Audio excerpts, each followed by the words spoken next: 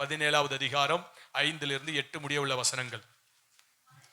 மனுஷர் மேல் நம்பிக்கை வைத்து மாம்சமானதை தன் புயபலமாக்கி கொண்டு கர்த்தரை விட்டு விலகுகிற இருதயமுள்ள மனுஷன் சபிக்கப்பட்டவன் என்று கர்த்தர் சொல்லுகிறார்.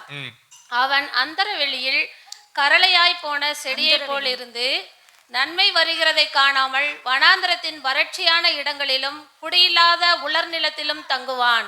கர்த்தர் மேல் நம்பிக்கை வைத்து கர்த்தரை தன் நம்பிக்கையாக கொண்டிருக்கிற மனுஷன் பாக்கியவான். அவன் தண்ணீர் அண்டையில் நாட்டப்பட்டதும் கால்வாய் ஓரமாக தன் வேர்களை விடுகிறதும் உஷ்ணம் வருகிறதை காணாமல் இலை பச்சையாய் இருக்கிறதும் மழை தாழ்ச்சியான வருஷத்திலும் வருத்தமின்றி தப்பாமல் கனி கொடுக்கிறதுமான மரத்தை போல் இருப்பான். ஆமென். கர்த்தர் நல்லவராய் இருக்கிறார். அல்லேலூயா. இந்த இடத்துல சொல்லப்படுகிற காரியங்கள் எரேமியாவை கொண்டு தம்முடைய ஜனத்தோடு ஆண்டவர் பேசுகிறார். என்ன பேசுகிறார் என்று சொல்லி பார்ப்போமானால், ஆமை ஸ்தோத்திரம், மனுஷனை நம்பி கர்த்தரை விட்டு விலகுவது.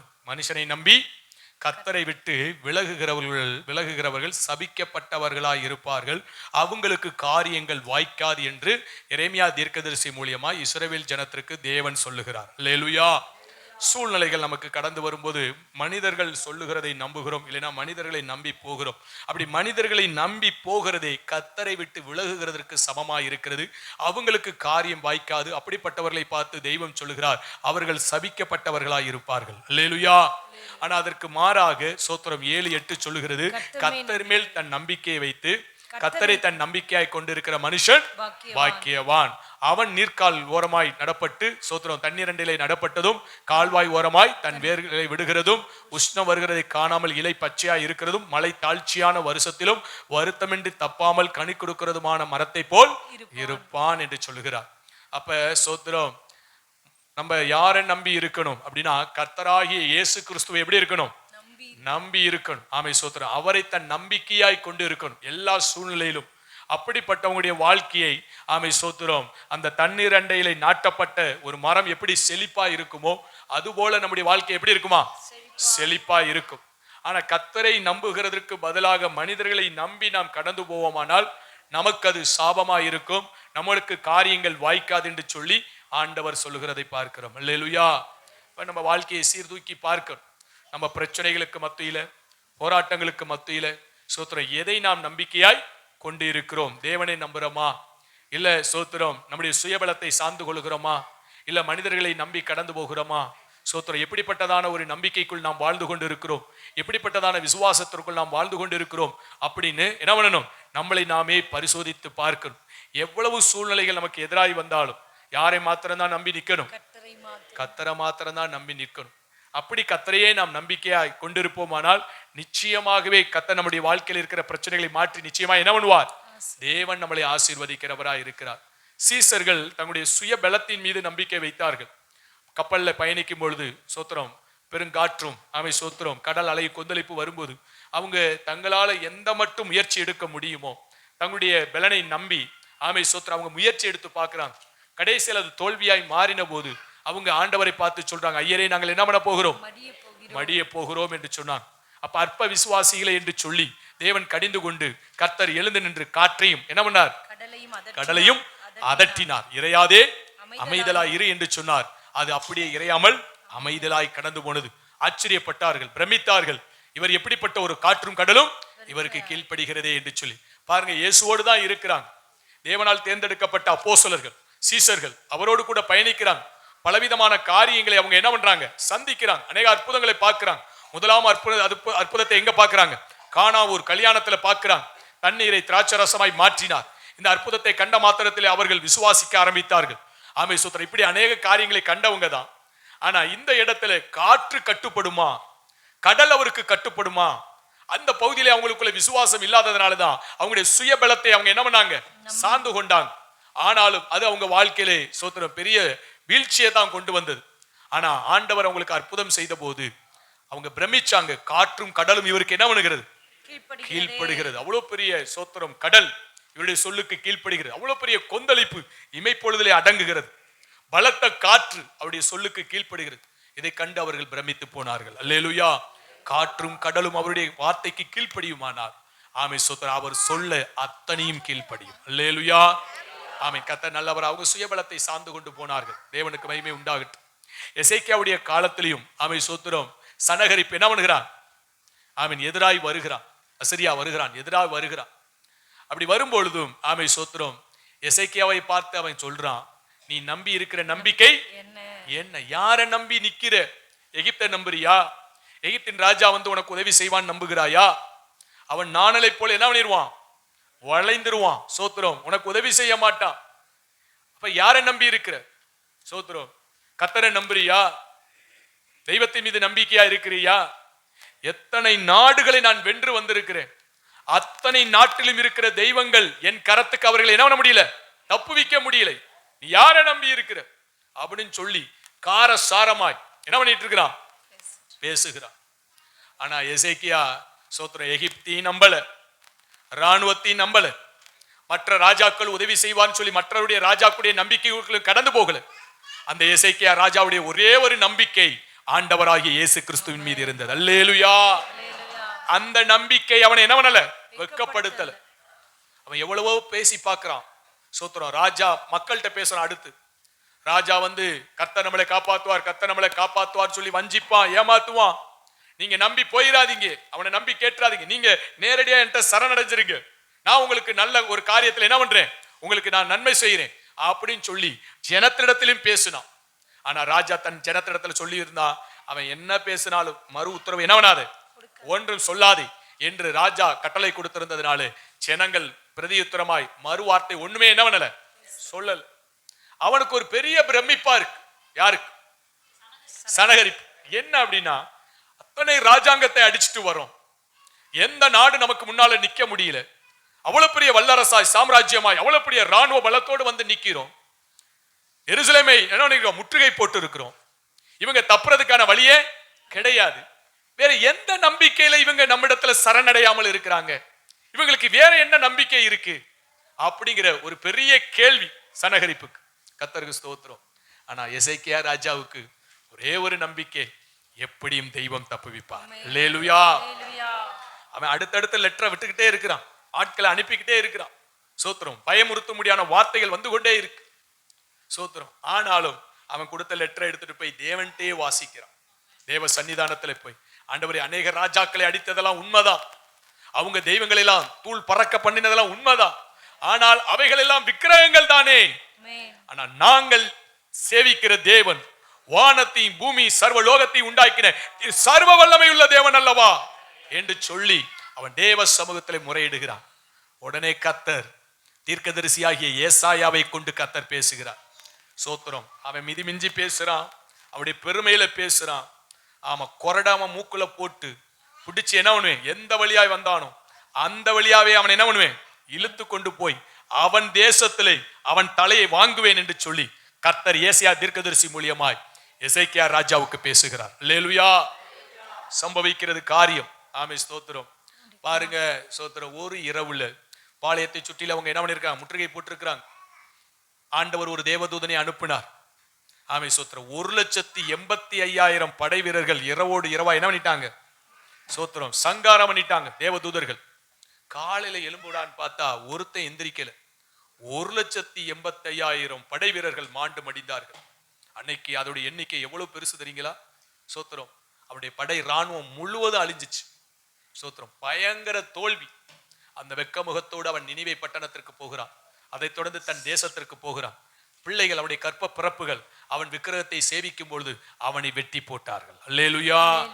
சோத்திரம். எப்படிப்பட்டதான பிரச்சனையை தேவனை நம்பி இருந்தது நிமித்தமாக தேவன் அந்த பிரச்சனையை மாற்றி எசேக்கியாவை கர்த்தர் ஆசீர்வதித்தார். எதிராய் வந்த சனகரிப்பை கர்த்தர் அழித்து போட்டார். கரங்களை தட்டி கர்த்தருடைய நாமத்தை மகிமைப்படுத்துவோமா?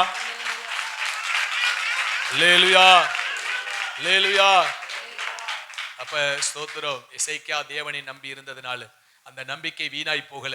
கர்த்தர் அந்த நம்பிக்கையை கனப்படுத்தி அந்த ஆபத்தில் இந்த தேவன் தப்புவித்ததை போல நம்முடைய வாழ்க்கையில ஆபத்தான சூழ்நிலைகள், நெருக்கமான சூழ்நிலைகள் வரும்போதெல்லாம் தேவனையே நாம் நம்பி இருப்போமானால் தேவன் நிச்சயமாய் அந்த பகுதியில அற்புதமாய் காரியங்களை நிறைவேற்றி ஆச்சரியமாய் நம்மளை நடத்துவதற்கு அவர் போதுமானவராய் இருக்கிறார். அல்லேலூயா. மத்தேயு எழுதின சுவிசேஷ புஸ்தகம் 15வது அதிகாரம் 22 - 28 முடிய உள்ள வசனங்களை வாசிக்க கேட்போம். மத்தேயு எழுதின சுவிசேஷ புஸ்தகம் 15 22 28 முடியும். அப்பொழுது அந்த திசைகளில் குடியிருக்கிற ஆ. கானானிய ஸ்ரீ ஒருத்தி அவரிடத்தில் வந்து, ஆண்டவரே, தாவீதின் குமாரனே, எனக்கு இரங்கும், என் மகள் பிசாசினால் கொடிய வேதனைப்படுகிறாள் என்று சொல்லி கூப்பிட்டாள். கானானிய ஸ்திரீ ஒருத்தி வருகிறாள், இயேசுவை குறித்து கேள்விப்பட்டு.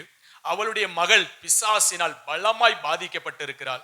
அதனால இயேசுவிடத்தில் வந்து, தாவீதின் குமாரனே, எனக்கு இறங்கும், என் மகள் பிசாசினால் கொடிய வேதனைப்படுகிறாள் என்று சொல்லி ஆண்டவர் இயேசுவை நோக்கி கூப்பிடுகிறாள், முறையிடுகிறாள். அவளுக்கு பிரதியுத்தரமாக அவர் ஒரு வார்த்தையும் சொல்லவில்லை.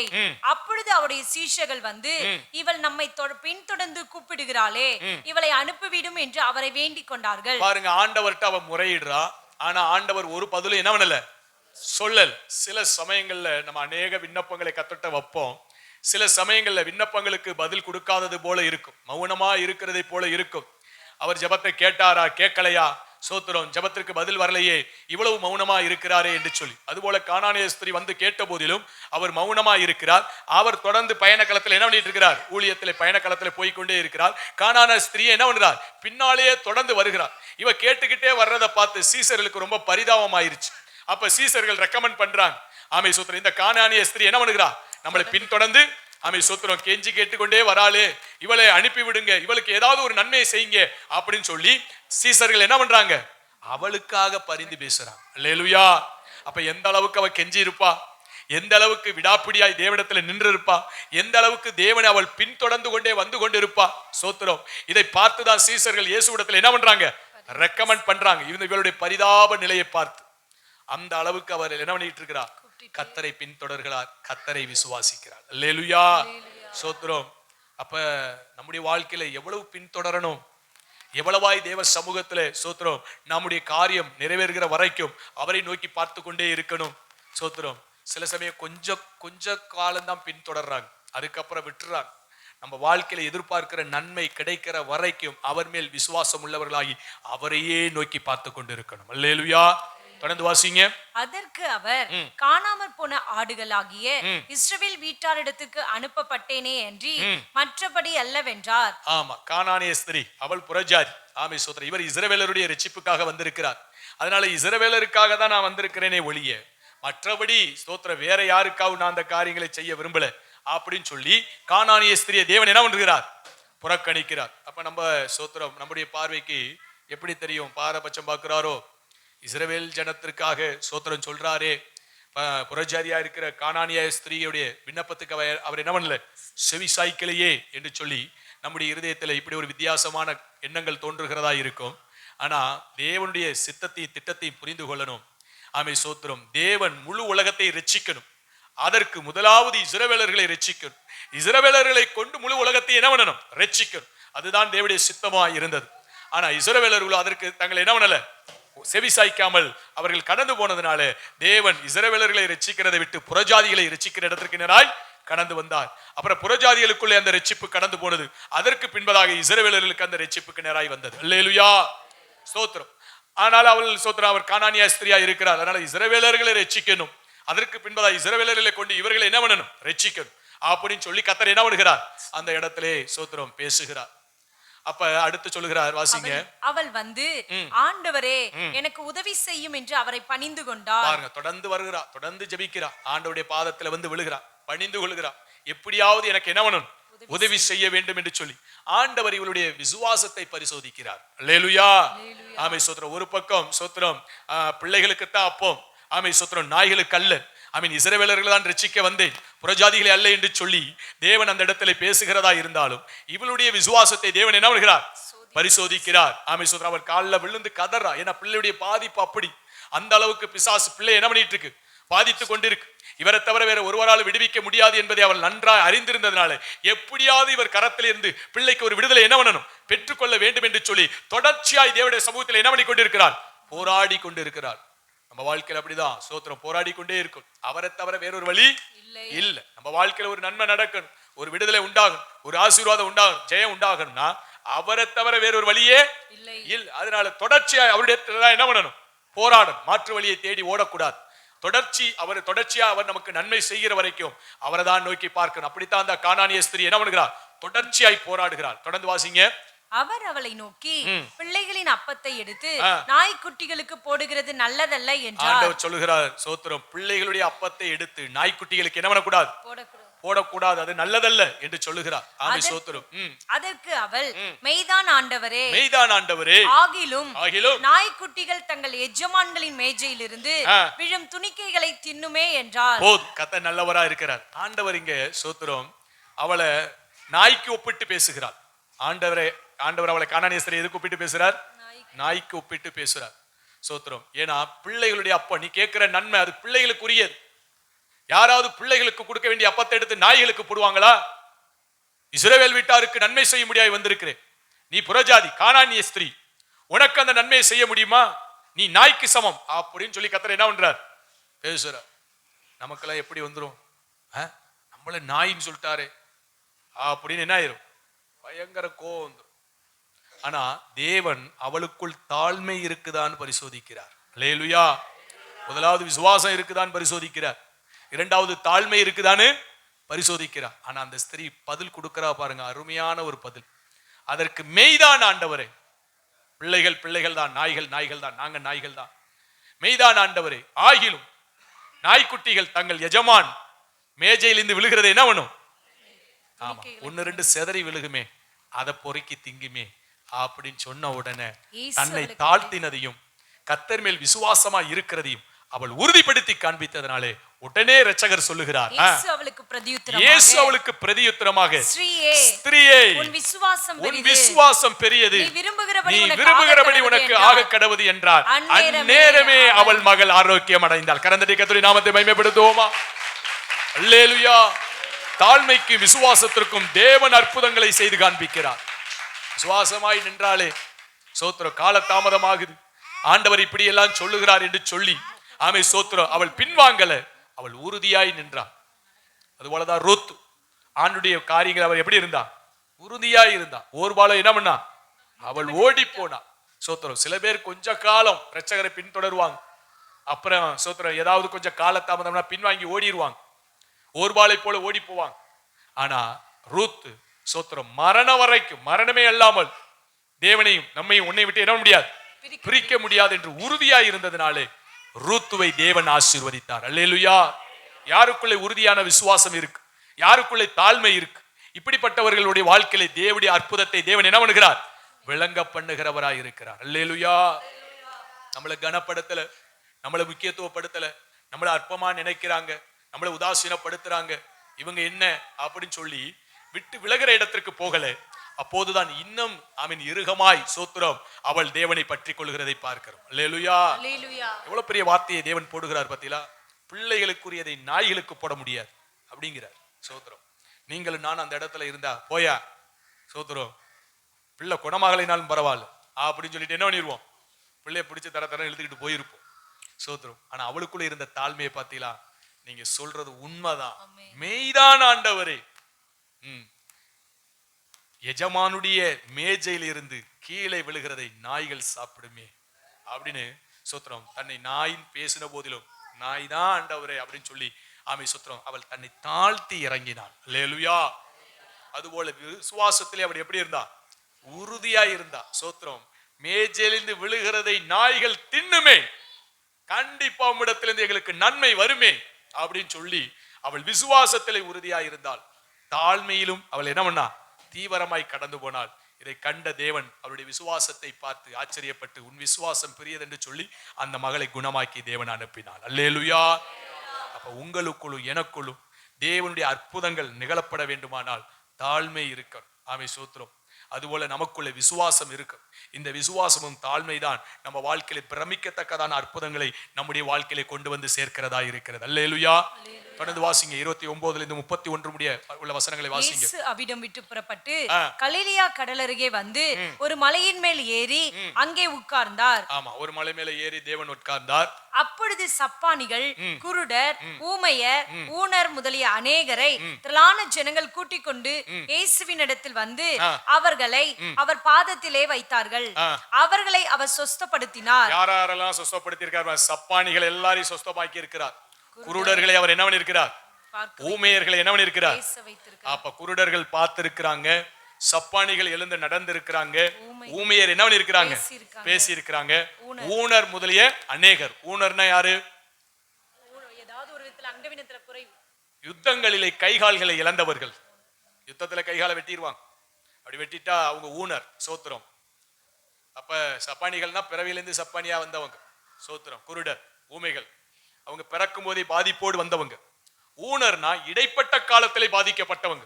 ஒருவேளை யுத்தமா இருக்கலாம், சில வியாதி பாதிக்கப்பட்டிருக்கலாம். சில பேர் சொல்ல நாங்க நல்லா நடந்தாங்க, ஒரு 5 வயசு வரையும் நல்லா நடந்தான், திடீர்னு சோத்திரம் அந்த என்ன போலியோ வந்துச்சு, அதுக்கப்புறம் நடக்க முடியாம போச்சு. சில பேர் சொல்லுவாங்க நல்லா தான் பார்வை தெரிஞ்சிச்சு, நல்லா தான் பார்த்தான், திடீர்னு ஒரு அம்மை நோய் வந்துச்சு, அதுல இருந்து இந்த பார்வை என்ன ஆயிடுச்சு, பறி போயிருச்சு. இப்படி சோத்திரம் இடைப்பட்ட காலத்துல ஏதோ ஒரு சூழ்நிலை நிமித்தமாய் பாதிக்கப்பட்டு அவங்க என்ன பண்ணிட்டாங்க, ஊனராய் மாறி போனாங்க. யுத்தத்திலும் கைகால் இழந்தவர்கள் ஊனராய் இருக்கிறாங்க. இப்படிப்பட்டவர்கள் வந்தும் ஆண்டவரிடத்தில் என்ன பண்ணாங்க, சொஸ்தமானார்கள் என்று வேதம் சொல்லுகிறது. அல்லேலூயா.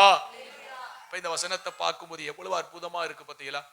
சோத்திரம். ஊமைகளை பேச வைத்திருக்கிறார், குருடர்களை பார்க்க வைத்திருக்கிறார், சப்பானிகளை எழுந்து நடக்க வைத்திருக்கிறார். ஊனர்கள், ஆமை சோத்திரம், இடைப்பட்ட காலத்தில் வந்த ஊனத்தை கர்த்தர் மாற்றி தேவன் அற்புதமாய் அவங்களுக்கு சுகத்தை தந்திருக்கிறார். தொடர்ந்து வாசிங்க. ஊமையர் பேசுகிறதையும் ஊனர் சொஸ்தமடைகிறதையும் சப்பானிகள் நடக்கிறதையும் குருடர் பார்க்கிறதையும் ஜனங்கள் கண்டு ஆச்சரியப்பட்டு இஸ்ரவேலின் தேவனை அவர்கள் மகிமைப்படுத்தினார்கள். தொடர்ந்து வாசிங்க 32 வரைக்கும். பின்பு இயேசு எப்படி இந்த அற்புதத்தை அவங்க பெற்றுக்கொண்டாங்கன்னு பார்க்கணும். இயேசு தம்முடைய சீஷர்களை அழைத்து ஜனங்களுக்காக பரிதபிக்கிறேன். இவர்கள் என்னிடத்தில் 3 நாள் தங்கி இருந்து. எத்தனை நாள் தங்கி இருக்கிறாங்க? இந்த அற்புதத்தை பெற்றுக்கொண்டவங்க மலை மேலே ஆண்டவர் போய் பிரசங்கம் பண்ணுகிறார்.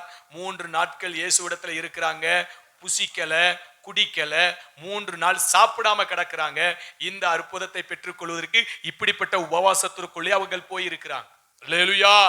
ஏதோ வந்தோடனே சோத்திரம் சப்பானியை அப்படியே நடக்க விட்டுட்டாரு நினைக்காதீங்க. குருடர்களை அப்படியே பார்க்க வச்சுட்டாரு. சோத்திரம்.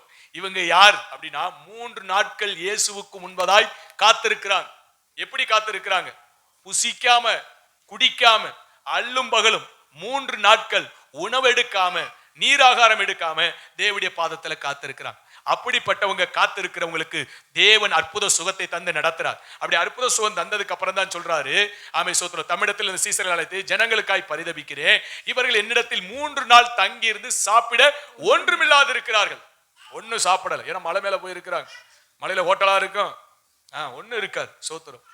அப்ப 3 நாட்கள் சாப்பிடாம அவங்க என்ன பண்றாங்க, தேவன் நமக்கு அற்புதம் செய்வார் என்று அவருடைய வேத வார்த்தைகள் உபதேசங்களை கேட்டுக்கொண்டு சத்தியங்களை கேட்டுக்கொண்டு இந்த வியாதியஸ்தர்கள் சப்பானிகள் குருடர்கள் ஊனர்கள் காத்திருக்கிறாங்க.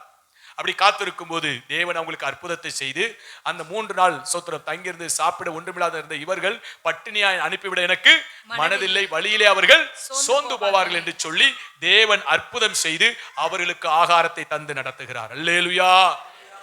அப்ப மிகப்பெரிதான அற்புதங்கள் நம்முடைய வாழ்க்கையில நடந்தேறணும்னா 3 நாட்கள் தேவனுடைய பாதத்தில் என்ன பண்ணணும், காத்திருக்கணும்.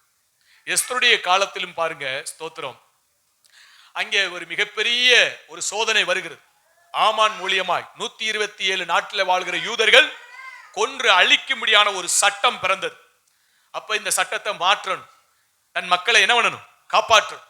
அதற்கு எஸ்தரும் தாதிமார்களும் 3 நாட்கள் என்ன பண்றாங்க, புசியாமல் குடியாமல் உபவாசத்தில் நின்று ராஜாவை சந்திக்கும் போது ராஜாவுடைய கண்களை தயவு உண்டாகி அந்த பிரச்சனை மாறி யூதகுலம் பாதுகாக்கப்பட்டார்கள். அல்லேலூயா. நினிவே பட்டணத்திற்கு சோத்திரம் தேவன் யாரை அனுப்புறார், யோனா தீர்க்கதரிசி அனுப்பி இன்னும் 40 நாட்கள் இந்த பட்டணம் கவிழ்க்கப்படும் என்று சொல்லி தீர்க்க தரிசனத்தை உரைத்திட்டு அவர் போய் என்ன பண்ணிட்டார், ஒரு ஓரமா உட்கார்ந்துட்டார். ஆமணக்க செடி அப்படி வந்து அவருக்கு என்ன இருக்கு, நிழலா நிக்குது, ரொம்ப சந்தோஷமா இருக்கிறார். அதை கேட்ட அந்த ஜனங்கள் உடனே தெய்வ பயத்துக்குள்ள வந்து 3 நாட்கள் என்னன்றாங்க, புசியாமல் குடியாமல். சோத்திரம். குழந்தையா இருந்தாலும் சரிதான், ஆடு மாடா இருந்தாலும் சரிதான், எதுக்கு என்ன பண்ண, ராஜா முதற்கொண்டு அந்த தேசத்தில் இருக்கிற அத்தனை பேர் என்ன பண்றாங்க, 3 நாட்கள் புசியாமல் குடியாமல் உபவாசத்தில் இருந்து தங்களை தாழ்த்தினார்கள். தேவன் இறங்கி அந்த ஆபத்திற்கு அவர்களை தப்புவித்தார். அல்லேலூயா. யோனாவுக்கு ஒரே கவலை, தீர்க்கதரிசனம் நிறைவேறல, ஒரு வய சாகல, ஒரு வய என்ன பண்ணல, சாகல. ஆண்டவர் பார்த்தார், எப்பா எவ்வளவு கோபமா எரிச்சலா இருக்கிறான். சோத்திரம். ஆண்டவர்கிட்ட எரிச்சல் அடைகிறான். நான் சொன்ன தீர்க்க தரிசனம் நிறைவேறல, ஒரு வய சாகல. என்ன சொல்லுவாங்க என்னைய குறித்து, போய் தீர்க்க தரிசில சொல்லுவாங்க, அவனுக்கு பிரச்சனை, இந்த பிரச்சனை ஓடிக்கிட்டு இருக்கு, அதனால கொஞ்சம் பேராவது சாகணும் அந்த எண்ணத்தோடு ஆதங்கத்தோடு இருக்கிறான். சொன்ன தீர்க்கதரிசனம் நிறைவேறல. பார்த்தார் ஆண்டவர் இந்த ஆமணக்க செடியை என்ன பண்ணார், அப்படியே வதங்க வச்சார். வதங்கணும்னு இன்னும் உச்சி வெயில் என்ன பண்ணது, மண்டையை பிளக்கு. அவனுக்கு இன்னும் என்ன பண்ணது, எரிச்சல். உடனே ஆண்டவர் கேட்கிற, ஏன்டா எரிச்சல் அடைகிற? சோத்திரம், ஒரு ஆமணக்கு செடிக்காண்டி என்ன பண்ற, இவ்வளவு எரிச்சல் அடைகிறியே? சோத்திரம், ஒரே நாள்ல தோன்றி ஒரே நாள்ல அது என்ன பண்ணுச்சு, இத்தனை வலதுகைக்கு இடதுகைக்கும் வித்தியாசம், இத்தனை திரளான ஜனங்கள் மனம் திரும்பும் போது அழிக்கலைன்னு அங்கலாய்க்கிறியே, இதெல்லாம் நல்லதா அப்படின்னு சொல்லி ஆண்டவர் அந்த சோத்திரம் யோனாவுக்கு புத்தி புகட்டுவார். அல்லேலூயா, ஆமை. சோத்திரம், மனம் திரும்பலைனா தான் அழிப்பாரை ஒழிய, மனம் திரும்பிட்டா ஒரு நாள் என்ன பண்ண மாட்டார், அழிக்க மாட்டார். அப்ப அந்த 3 நாட்கள் ராஜா முதற்கொண்டு அத்தனை பேரும் புசிக்கல குடிக்கல, அவங்க பாட்டு தேவனுடைய பாதத்துல என்ன பண்றாங்க, தேவா நீர் இறங்க வேண்டும் என்று சொல்லி கதறி அழுகிறாங்க. கர்த்தர் இறங்கி அந்த பட்டணத்தை காக்கிறார். அல்லேலூயா. தேவன் நம்முடைய வாழ்க்கையில பெரிய அற்புதங்களை செய்யணும், பெரிய அதிசயத்தை செய்யணும், பிரமிக்கத்தக்கதான காரியங்களை செய்யணும் அப்படின்னா இப்படிப்பட்டதான சோத்திரம் கர்த்தருடைய பாதத்துல நம்ம உபவாசத்தோடு கண்ணீரோடு நிற்கும் போதுதான் கர்த்தர் அப்படிப்பட்டதான காரியங்களை என்ன பண்ணுவார், நிகழ்த்தி காண்பிப்பார். அல்லேலூயா. சோத்திரம், இரட்சகரும் அப்படிப்பட்ட அனுபவத்துல இருக்கிறார், வர்றவங்களும் அப்படிப்பட்ட அனுபவத்துல இருக்கிறார். அதனால கர்த்தருடைய வல்லமை வெளிப்பட்டது, அற்புதங்கள் நடந்தேறினது. அல்லேலூயா. நீங்களும் நானும் அந்த இடத்துக்கு வரணும். 3 நாட்கள் புசியாமல் குடிக்காம என்ன பண்ணணும், கிடக்கணும். அற்புதம் பெறவங்களும் அந்த இடத்துக்கு வரணும். அப்ப தேவன் கிருபையா என்ன பண்ணுவார், சோத்திரம், நமக்குள்ள தாழ்மையும் அந்த விசுவாசம் நமக்குள்ளே காணப்படும் போது கர்த்தர் இப்படிப்பட்டதான அற்புதங்களை நிகழ்த்தி தேவன் தமது வல்லமை என்ன பண்ணுகிறார், விளங்க பண்ணுகிறவராய் இருக்கிறார். அல்லேலூயா. சோத்திரம். ரைட். அங்கே சோத்திரம், அவங்களை பட்டினியாய் அனுப்பிவிட அவருக்கு என்ன இல்லை, மனதில்லை. அவங்களை நிறைவாய் நிரப்பி அனுப்ப வேண்டும் என்று சொல்லி தேவன் அற்புதம் செய்கிறார். நம்முடைய சரீரத்திற்கு மாத்திரமல்ல, ஆமை. சோத்திரம், நம்முடைய குடும்பத்தின் தேவைகளின் தேவன் அறிந்தவராய் இருக்கிறார். நம்முடைய தேவைகள் எவ்வளவு குறைவாய் இருந்தால் அந்த குறைவை அவர் நிறைவாக்கி நம்மளை திருப்தியாக்கி அனுப்பவே தேவன் விரும்புகிறார். அல்லேலூயா. திருப்தியாக்கி நடத்திடுவார், தேவைகளை சந்திப்பார், மீதம் எடுக்க வைப்பார், பிறருக்கு கொடுக்க வைப்பார், திருப்தியாக்கி நடத்திடுவார், தேவைகளை சந்திப்பார், மீதம் எடுக்க வைப்பார், பிறருக்கு கொடுக்க வைப்பார்.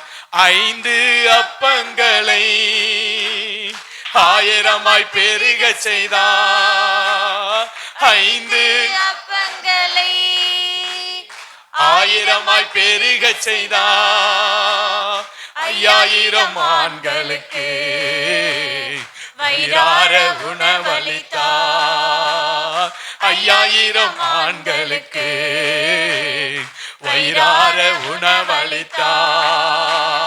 பாடி கொண்டாடுவோம், கோடி நன்றி சொல்லுவோம், பாடி கொண்டாடுவோம், கோடி நன்றி சொல்லுவோம், திருப்தியாக்கி நடத்திடுவார், தேவைகளை சந்திப்பார், மீதம் எடுக்க வைப்பார், பிறருக்கு கொடுக்க வைப்பார்.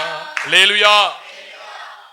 நம்முடைய உழைப்பு வருமானமும் கொஞ்சமாய் இருந்தாலும் குறைவாய் இருந்தாலும் நமக்கே போதுமானதா இல்லாமல் இருந்தாலும் ஆண்டவர் அதை பழுகவும் பெருகவும் பண்ணி மீதம் எடுக்க செய்து மற்றவர்களுக்கு கொடுக்கத்தக்கதாக நம்முடைய கரங்களை தெய்வம் பலப்படுத்துவார். அல்லேலூயா. சுவாசிக்க நிச்சயமாய் செய்வார். ஆமென். நிச்சயமாய் நம்முடைய காலங்களை அதை சந்திப்போம். தொடர்ந்து சோத்திரம் மத்தேயு 15 ஆமென் 38 32 38 முடிய உள்ள வசனங்களை வாசிப்போம். 33 இருந்து வாசிங்க. அதற்கு அவருடைய சீஷர்கள், இவ்வளவு திரளான ஜனங்களுக்கு திருப்தி உண்டாகும்படி வேண்டிய அப்பங்கள் இந்த வனாந்தரத்திலே நமக்கு எப்படி அகப்படும் என்றார்கள். அதற்கு இயேசு, உங்களிடத்தில் எத்தனை அப்பங்கள் உண்டு என்று கேட்டார். அவர்கள் 7 அப்பங்களும் சில சிறு மீன்களும் உண்டு என்றார்கள். சரி, போதும், நேரம் இல்லை. அந்த 7 அப்பத்தையும் சிறு மீன்களை தேவனுடைய கரத்திலே கொண்டு வந்தார்கள். அவர் ஜெபித்து ஆசீர்வதித்தார், அதை பிட்டு ஜனங்களுக்கு கொடுத்தார்கள். ஆமை. சோத்திரம். 4000 ஆண்கள் என்ன பண்ணாங்க, புசித்தார்கள். அதுக்கப்புறம் மனைவி பிள்ளைகள் புசித்தார்கள். மீதம் 7 கூடை நிறைய எடுக்கத்தக்கதாக தேவன் அந்த 7 அப்பத்தையும் சில மீன்களையும் தேவன் ஆசீர்வதித்ததினாலே அது பழுகி பெருகினது. ஆமை சோத்திரம். 4000 ஆண்கள் புசித்து, ஆமை அங்கு வந்த யாவரும் புசித்து 7 கூடை மீதம் எடுக்கிற அளவுக்கு கர்த்தர் அற்புதங்களை செய்தார். அல்லேலூயா. அப்ப நம்முடைய வருமானம் கொஞ்சமா இருக்கலாம், நம்முடைய உழைப்புல வருகிற சொத்து ஆசீர்வாதங்கள் குறைவா இருக்கலாம். இதை வைத்து குடும்பம், பிள்ளைகள், அவன் பேர பிள்ளைகள், அவங்களுடைய தேவைகள் பூர்த்தி செய்ய முடியாத அளவுக்கு இருக்கலாம். ஆனா தேவனுடைய கரத்துல சொல்லுங்க, தேவன்கிட்ட கொண்டு போங்க, ஆண்டவரை நீங்க ஆசீர்வதிங்கப்பா. எங்க குடும்பத்துக்கு போதுமானதா இல்லை, பிள்ளைகளுக்கு போதுமானதா இல்லை, பேர பிள்ளைகளுக்கு போதுமானதா இல்லை, தேவைகள் சந்திக்கப்படாமல் இருக்கு. இதை வைத்து சோத்திர இருக்கிறது 7 அப்பம், ஒரு சில மீன் துண்டுகள். ஆனா எத்தனை பேர் சாப்பிட்டு இருக்கிறாங்க? ஆண்களுடைய எண்ணிக்கை மட்டும் 4000. அப்புறம் ஸ்திரீகள் இருக்கிறாங்க, பிள்ளைகள் இருக்கிறாங்க. அப்ப பல ஆயிரம் மக்கள் சாப்பிட்டு இருக்கிறாங்க. அதோடைய துவக்கம் இதுதான். 7 அப்பத்தை கொண்டுதான், சில மீன்களை கொண்டுதான் தேவன் ஆசீர்வதித்து இவ்வளவு திரளான மக்கள் சாப்பிட்டது மாத்திரமல்ல, மீதம் 7 கூட நிறைய மீதம் எடுக்க கர்த்தர் உதவி செய்தார். அல்லேலூயா. அப்ப சோத்திரம். நம்ம ஒரு கணக்கு போட்டா சோத்திரம் நம்முடைய வருமானத்துக்கும் குடும்பத்தை நடத்துறதுக்கும் போதுமானதாவே இருக்காது. சோத்திரம். ஆனா தேவன் அதை ஆசீர்வதிக்க. அல்லேலூயா. கர்த்தர் மாத்திரம் ஆசீர்வதிச்சுட்டா அது பழுகி பெருகிரும். ஆமை ஸ்தோத்திரம். போதுமா, போதும் போதும் சொல்லுகிற அளவுக்கு கர்த்தர் ஆசீர்வதித்து நம்மையும் ஆசீர்வதித்து மீதம் எடுக்கவும் செய்து மற்றவர்களுக்கு கொடுக்கிற இடத்துக்கு தெய்வம் நம்மளை என்ன பண்ணுவார்? கொண்டு வந்து சேர்ப்பார். சாரிபாத்து விதவை அப்படித்தானே ஆசீர்வதித்தார். ஆமை ஸ்தோத்திரம். அவளே பஞ்சத்துல அடிபட்டு சாக கடந்தா. கர்த்தர் ஆசீர்வதித்ததனால அவள் மாத்திரமல்ல, தன் கூட பிறப்புகள், உறவுகளை எல்லாம் கூட்டி வந்து அவர்களுக்கும் ஆகாரம் கொடுத்து அவர்களையும் காப்பாற்றி மீதம் எடுக்கிற அளவுக்கு தெய்வம் அற்புதத்தை செய்தார். அல்லேலூயா. சோத்திரம். அந்த எலிசா காலத்துல ஆமை சோத்திரம் ஒரு விதவை வருகிறா. சோத்திரம். கடன் பட்டுட்டா, புருஷன் கடன் வாங்கி போயிட்டார். பிள்ளைகளை பிடிச்சிட்டு போக வராங்க, என்ன பண்றதுன்னு தெரியல. ஒரு கலசம் எண்ணெயே அல்லாமல், ஒரு குடம் எண்ணெயே அல்லாமல் வேற ஒன்று இல்லை. என்ன பண்றதுன்னு தெரியல. புருஷனை பறி கொடுத்தாச்சு, இப்ப பிள்ளைகளையும் பறி கொடுக்க வேண்டிய சூழ்நிலை. அடுத்து வாழ்வாதாரம் என்னன்னு தெரியல, எப்படி வாழ போறோன்னு தெரியல, வாழ்க்கைக்கு அடுத்த கட்ட நகர்வு என்னன்னு புரியல. அப்படிப்பட்ட நிலைமையில எலிசா ஊழியக்காரிடத்திலே ஆலோசனை கேட்டபோது அவன் சொன்ன பாதையிலே அவள் நடக்க ஆரம்பித்தாள். ஆமை ஸ்தோத்திரம். அநேக இரவலாய் குடங்களை எல்லாம் வாங்கி இதை தூக்கி அதுல ஊற்று அப்படின்னு சொன்னான். அவள் வார்த்தைக்கு முதலாவது கீழ்ப்படிந்தாள், 2வது விசுவாசித்தாள். இந்த கீழ்ப்படிதல் விசுவாசம் அவருக்குள்ளே காணப்பட்டதுனாலே ஆமை ஸ்தோத்திரம் ஒரு குடத்துல இருந்து இன்னொரு குடத்துல ஊத்திக்கிட்டே வரா. அவ வாங்கின அத்தனை குடங்கள் என்ன ஆயிருச்சு? நிரம்பிருச்சு. நிரம்பி இனி எங்கடா இன்னொரு குடம் சொல்லும்போது இல்லைன்னு சொன்ன உடனே அந்த குடத்துல இருந்து எண்ணெய் வருகிறது நின்று போனது. வீடு ஃபுல்லா குடம் ஃபுல்லா எண்ணெய் நிரம்பி இருக்கு. கர்த்தருடைய வார்த்தைக்கு கீழ்ப்படிந்ததனாலும் விசுவாசத்திற்குள் கடந்து போனதுனால தேவன் இந்த அற்புதத்தை செய்தார். சில பேர் பாருங்க சோத்திரம், நிறைவு வந்தோடனே தேவனை மறந்துருவாங்க. நிறைவு வந்தோடனே என்ன பண்ணிடுவாங்க?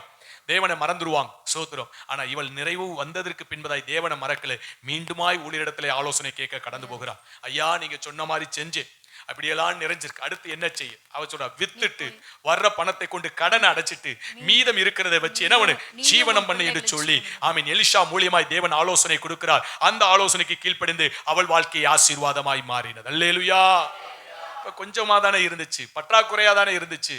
ஆனால் கர்த்தர் என்ன பண்ணார்? சோத்திர அற்புதமாய் ஆசீர்வதித்தாரே, மீதம் எடுக்க உதவி செய்தாரே, பிறருக்கு கொடுக்கிற அளவுக்கு நம்முடைய வாழ்க்கையின் தரத்தை என்ன பண்ணிட்டார்? அவர் உயர்த்துகிற தேவனாய் இருக்கிறார். அல்லேலூயா. நிச்சயமாய் கர்த்தரை நம்பி இருக்கிற பிள்ளைகள் நீங்கள் ஒரு நாள் குறுகி போகிறதே இல்லை. இன்னைக்கு உங்களுடைய நிலைமை எப்படி இருந்தாலும் சரி, இனி வருகிற காலங்களை கர்த்தர் அதை பழுக பண்ணுவார், பெருக பண்ணுவார், மீதம் எடுக்க பண்ணுவார். மற்றவர்கள் கொடுத்து உதவி செய்கிற அந்த இடத்துல கர்த்தர் உங்களை வச்சு அழகு பார்ப்பார். கரந்தட்டி கர்த்தருடைய நாமத்தை மகிமைப்படுத்துவோம். அல்லேலூயா. அல்லேலூயா. தேவனை விசுவாசிக்கணும். தேவனே நீர் என்னை ஆசீர்வதிக்கணும் சொல்லணும். இந்த மாத வாக்கு தத்தமே சோத்திரம் 1 நாளாகமம் 4:10 சோத்திரம். யாபேஸ் ஆண்டவரை பார்த்து சொல்ல, இஸ்ரவேலின் தேவனை நோக்கி நீர் என்னை ஆசீர்வதிக்கணும், என் எல்லைகளை பெரிதாக்கி உமது கரம் என்னோடு இருந்து தீங்கு என்னை துக்கப்படுத்தாதபடி என்னை காத்தருளும் என்று வேண்டிக் கொண்டான். அவன் வேண்டினதை தேவன் அவனுக்கு அருளினார். அல்லேலூயா. நீங்க ஆசீர்வதிங்கப்பா. நம்ம என்ன தொழில் செய்யற தொழில் எதுவானாலும் சரி, நீங்க ஆசீர்வதிங்கப்பான்னு ஒவ்வொரு நாளும் சொல்லி பாருங்க. சோத்திரம். அதுல ஆசீர்வாதத்தை கர்த்தர் பெருக்கத்தை கட்டளையிடுவார். தேவ கரத்துக்கு போகணுங்க அந்த காரியம். நம்முடைய தொழில் தேவனுடைய கரத்துக்கு போகணும், நம்முடைய உத்தியோகம் தேவனுடைய கரத்துக்கு போகணும். தேவனுடைய கரத்துக்கு கொண்டு போனால் தான் தேவன் என்ன பண்ண முடியும்? ஆசீர்வதிக்கப்படும். நம்ம திறமையை வச்சு ஒன்றும் செய்ய முடியாது. ஆமே சோத்திரம். நம்ம வச்சு எதையாவது ஒண்ணு செஞ்சோம், ஓரளவுக்கு பிழைப்போம். அதுல வருகிற வருமானம் 10ம் 10ஆமையும் போதும் போதாமையா சோத்திரம் இழுத்து பிடிச்சுக்கிட்டு ஓடுற மாதிரி இருக்கும். அது யார் கையில கொடுத்துடணும்? செய்யறோம். நீங்க செய்யற தொழிலை யார் கையில கொடுத்துருங்க. அந்த சோத்திர 7 அப்பமும் சில மீன்கள் யார் கைக்கு போனுச்சு? ஏசப்பாவுடைய கரத்துக்கு போச்சு. அவர் ஆசீர்வதித்ததுனாலதான் அது பெருகுனுச்சு. அல்லேலூயா. உங்க தொழில் யார் கைக்கு போயிடணும்? ஆண்டவருடைய கரத்துக்கு போயிடும். உங்களுடைய முயற்சி, ஆண்டவரை நம்பி முயற்சி எடுக்கணும். ஆண்டவரே ஸ்தோத்திரம், நாங்க செய்யற தொழிலை ஆசீர்வதிங்க சொல்லுவீங்களா? உங்க தொழில் நீங்க என்ன செய்றீங்களோ எனக்கு தெரியாது, நீங்க செய்யற தொழிலை சொல்லி ஏசப்பா நீங்க என்னை ஆசீர்வதிங்கன்னு சொல்லுங்க. அல்லேலூயா.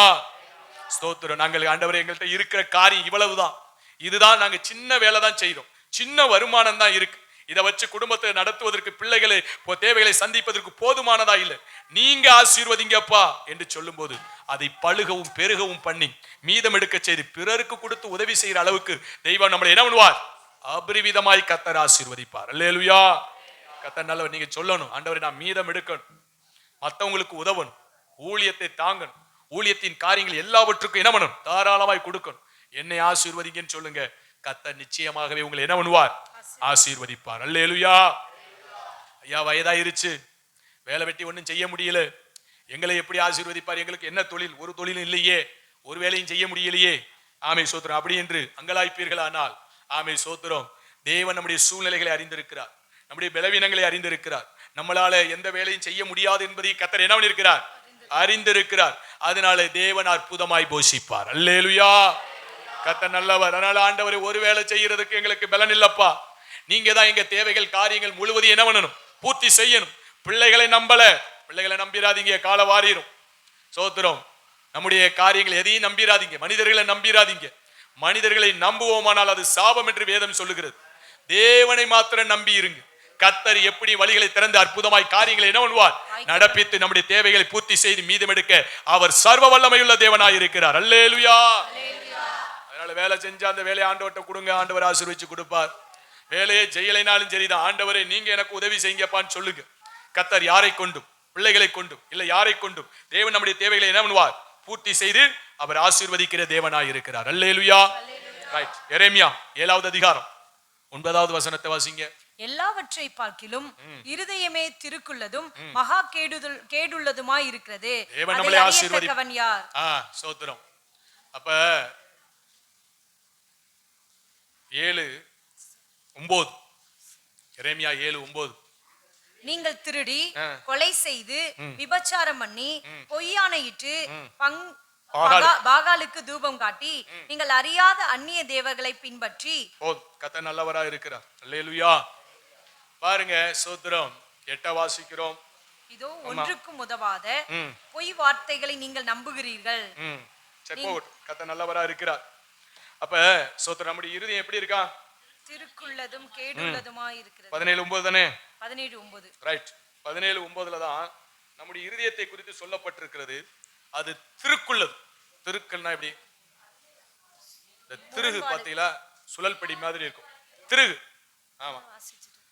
திருக்குள்ளதும் எப்படி இருக்கா? மகா கேடுள்ளதுமாய். ஆமா சோத்திரம். இருதயம் திருக்குள்ளது அப்படின்னா சோத்திரம் அப்படியே முரண்டு பிடிக்கிறது. என்ன பண்றது? முரண்டு பிடிக்கிறது. வார்த்தைகளுக்கு செவி கொடுக்காமல் கடந்து போகிறது. நம்முடைய இருதயத்தை கடினப்படுத்துவது. அது மகா கேடுள்ளதா இருக்கிறது. ஆமை சோத்திரம். இப்படிப்பட்ட இடத்திற்கு நேராய் நம்முடைய இருதயம் போயிடக்கூடாது. அல்லேலூயா. ஆமை சோத்திரம். நம்முடைய இருதயத்தை கடினப்படுத்துகிறதோ, நம்முடைய இருதயம் சோத்திரம் முரட்டாட்டம் பண்ணுகிறதற்கோ, ஆமை சோத்திரம் திருக்குள்ளதற்கோ, மகா கேடுள்ள இடத்திற்கு நேராய் நாம் கடந்து போகாதபடி நம்முடைய ஜீவியத்தை காக்கணும். அப்படி காக்கும் போதுதான் நம்முடைய வாழ்க்கை ஆசீர்வதிக்கப்படும். இஸ்ரவேல் ஜனங்கள் சோத்திரம் கர்த்தரை நம்பி இருக்கும் போது கர்த்தர் நல்ல ஆசீர்வதிப்பேன், மேன்மைப்படுத்துவேன், கைவிட மாட்டேன்னு சொன்ன கர்த்தர் அவர்களை ஆசீர்வதித்து மேன்மைப்படுத்தி அவர்களை உயர்த்தின போது, அவர்கள் ஒரு உயர்வை மேன்மை அடைந்த போது அவர்களுடைய இருதயம் திருக்காய் மாறுகிறது. அப்படியே மாறுறாங்க. விக்கிரக ஆராதனைக்குள்ளே கடந்து போறாங்க. ஊழியக்காரரை கொண்டு தேவனை எச்சரிக்கும் போது அவர்கள் கீழ்ப்படியாதவர்களாய் மகா கேடுள்ள இருதயமாய் அவங்களுடைய இருதயம் என்ன பண்ணுது? மாற்றப்படுகிறது. அல்லேலூயா. இதன் நிமித்தமாய் இஸ்ரவேல் ஜனங்கள் பாதிப்புகளை என்ன பண்றாங்க? சந்திக்கிறாங்க. 21, 22, 23 வாசிங்க. எரேமியா 17.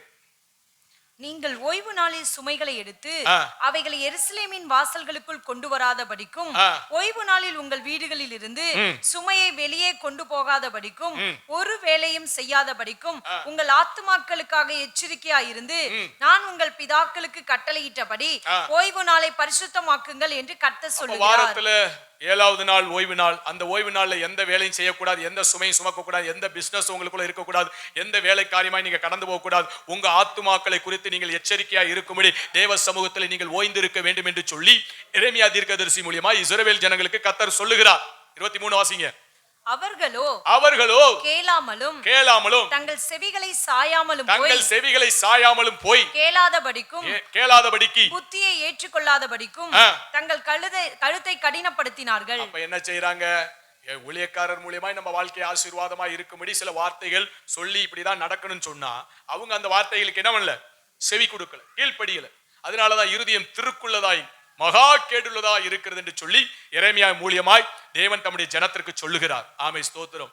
அப்ப அவங்க ஸ்தோத்திரம் அவங்களுக்கு ஆசீர்வாதம் வேணும்னு சொல்லி அந்த ஓய்வு நாளையும் என்ன பண்றாங்க? வேலை நாளாய் மாற்றுகிறார்கள். 27 வாசிங்க.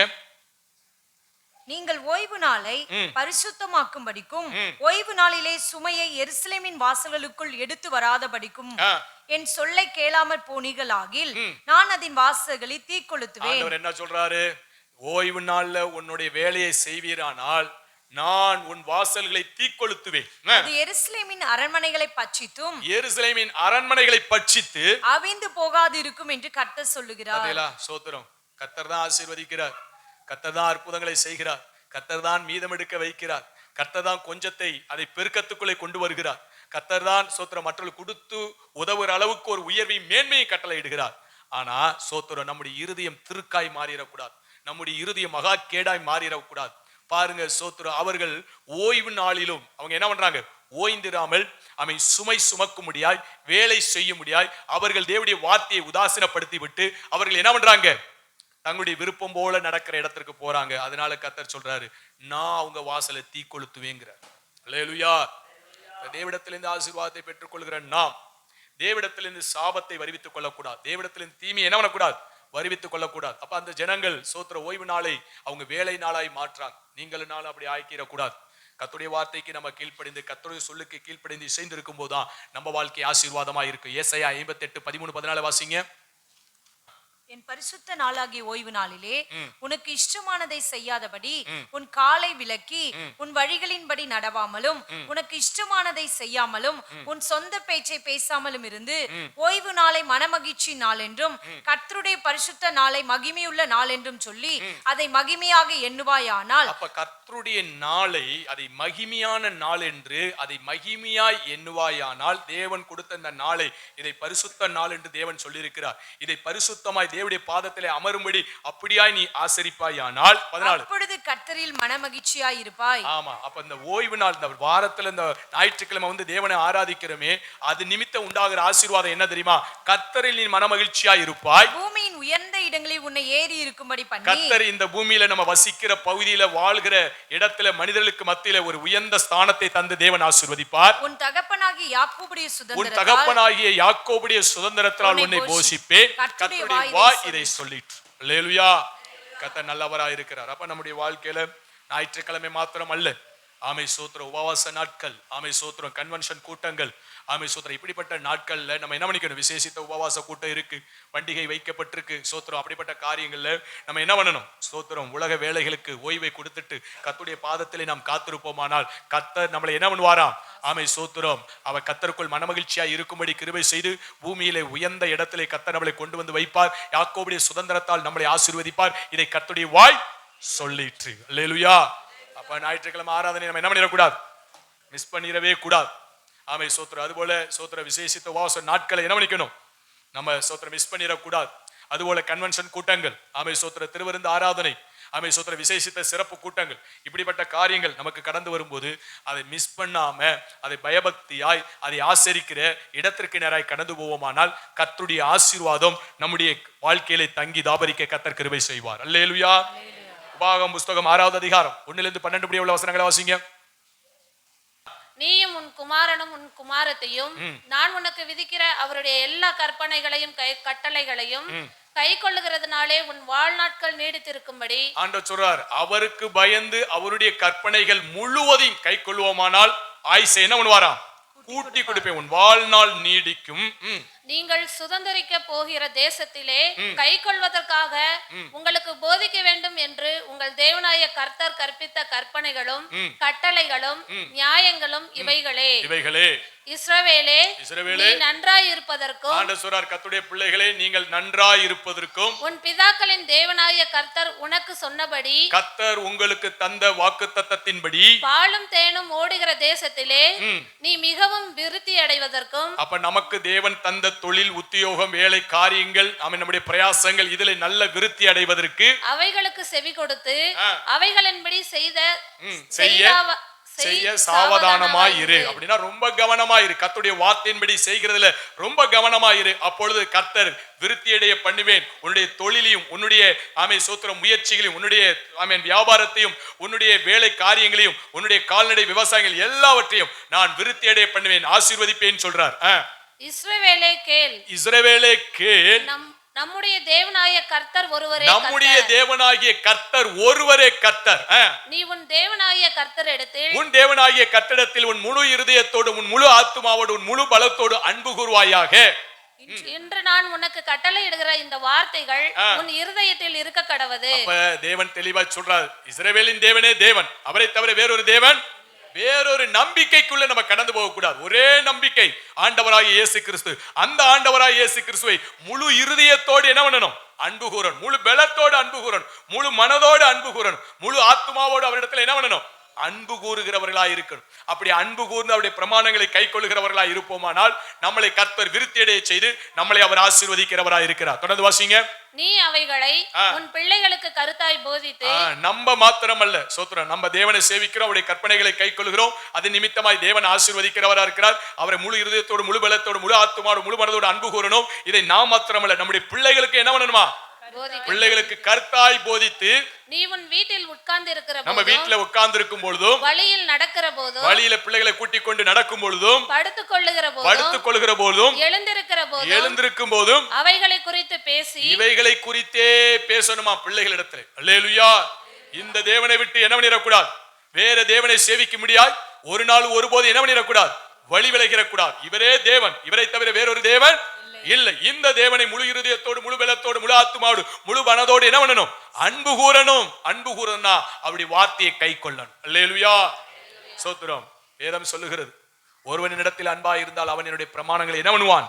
கை கொள்வான் என்று சொல்லி. அப்ப அன்பு கூர்ந்தாதான் கை கொள்ள முடியும். கை கொண்டாதான் தேவன் ஆசீர்வதிப்பார். இதைத்தான் பிள்ளைகளுக்கு நம்ம என்ன பண்ணணுமா? உட்காரும் போது, எந்திரிக்கும் போது, நடக்கும் போதும், படுக்கும் போதும், எழுந்திருக்கும் போது இவைகளை குறித்தே என்ன பண்ணணும்? பேசணும். பிள்ளைகளுக்கு இந்த மாதிரி காரியங்களை என்ன பண்ணணும்? சொல்லி கொடுக்கணும். தொடர்ந்து அவைகளை உன் கையின் மேல் அடையாளமாக காட்டிக்கொள்வாயாக. அவைகள் உன் கண்களுக்கு நடுவே ஞாபக குறியாய் இருக்க கடவது. அந்த அளவுக்கு கர்த்தருடைய வேத வசனங்களை நம்முடைய மனதிலும் நம்முடைய பேச்சிலும் நம்முடைய சிந்தையிலும் கொண்டு வரணும். அவைகளை உன் வீட்டு நிலைகளிலும் உன் வாசல்களிலும் எழுதுவாயாக. வீட்டுல எழுதணுமா? சோதரன், வீடுகள் எழுதணும், வாசல்கள் எழுதணும், நிலைக்கால்கள் எழுதணும். அப்படி வேத வசனங்கள் அதான் நம்ம வசனமா வாங்கி என்ன பண்றோம்? வீடுகள்ல தொங்க போடுகிறோம். கர்த்தர் நல்லவரா இருக்கிறார். ஆமே சோதரன், இவைகளை எல்லாம் என்ன பண்ணணும்? எவைகளை நம்முடைய வாழ்க்கையில கை கொள்ள சொல்லுகிறாரோ அவைகளை பிரதானமாய் வசனங்களை என்ன பண்ணணும்? எழுதணும். ஆசீர்வாதமான வசனங்களா போற்றக்கூடாது. சோத்திரம், அந்த ஆசீர்வாதம் வருவதற்கு என்ன வசனமோ அந்த வசனத்தை போடணும். அல்லேலூயா. கர்த்தர் நல்லவரா இருக்கிறார். தேவனுக்கு மகிமை உண்டாகட்டும். சோத்திரம். தொடர்ந்து வாசிங்க. உன் தேவனாகிய கர்த்தர் உனக்கு கொடுப்பேன் என்று ஆபிரகாம், ஈசாக்கு, யாக்கோபு என்பவர்களாகிய உன் பிதாக்களுக்கு ஆணையிட்டு கொடுத்த தேசத்தில் உன்னை பிரவேசிக்க பண்ணும் போதும் நீ கட்டாத வசதியான பெரிய பட்டணங்களையும் நீ நிரப்பாத சகல நல்ல வஸ்துக்களாலும் நிரம்பிய வீடுகளையும் நீ வெட்டாமல் வெட்டப்பட்டிருக்கிற துறவுகளையும் நீ நடாத திராட்சை தோட்டங்களையும் ஒளிவ தோப்புகளையும் அவர் உனக்கு கொடுப்பதினால் நீ சாப்பிட்டு திருப்தியாகும் போது நீ அடிமைப்பட்டிருந்த வீடாகிய எகிப்து தேசத்திலிருந்து உன்னை புறப்பட பண்ணின கர்த்தரை மறவாதபடிக்கு எச்சரிக்கையாயிரு. அல்லேலூயா. தேவனை தேடுகிற நம்மளை தேவன் ஆசீர்வதிப்பார், மேன்மைப்படுத்துவார், உயர்த்தி வைப்பார், ஆச்சரியமாய் நடத்துவார், கனப்படுத்துவார், அநேகருக்கு ஆசீர்வாதமாய் விளங்க பண்ணுவார். அப்படிப்பட்டதான சோத்திரம் ஆசீர்வாதங்களுக்குள் நாம் கடந்து வரும்பொழுது உன்னை எகிப்தில் இருந்து சோத்திரம் உன்னை அடிமைத்தனத்தில் இருந்து நம்முடைய ஆரம்ப காலத்தில் எப்படி இருந்தோ எப்படிப்பட்ட இடத்திற்கு நம்மளை கொண்டு வந்து வைத்திருக்கிறார் என்பதை ஒருபோதும் மறந்து விடாதபடி அதில் எச்சரிக்கையாயிரு என்று சொல்லி தேவன் நம்மளை எச்சரிப்பு மூட்டுகிறார். அல்லேலூயா. ஆமா, எந்த நிலைமையிலிருந்து தெய்வம் நம்மளை கொண்டு வந்திருக்கிறார் ஒரு நாள் ஒருபோது என்ன பண்ணிடக்கூடாது? மறந்து விடக்கூடாது. ஆதி நிலையை நாம் திரும்ப திரும்ப நம்முடைய மனதிலே கொண்டு வரும்போதுதான் தெய்வ பயத்தோடு தேவ அன்போடு கூட இன்னும் தேவனுக்கு பிரியமாய் ஜீவிப்போம். நம்ம வாழ்க்கையில பெற்றுக்கொண்ட நன்மைகளை இழக்காதபடி தொடர்ந்து நம்முடைய வாழ்க்கையில பலப்பட தெய்வம் நமக்கு அனுக்கிரகம் செய்வார். அல்லேலூயா.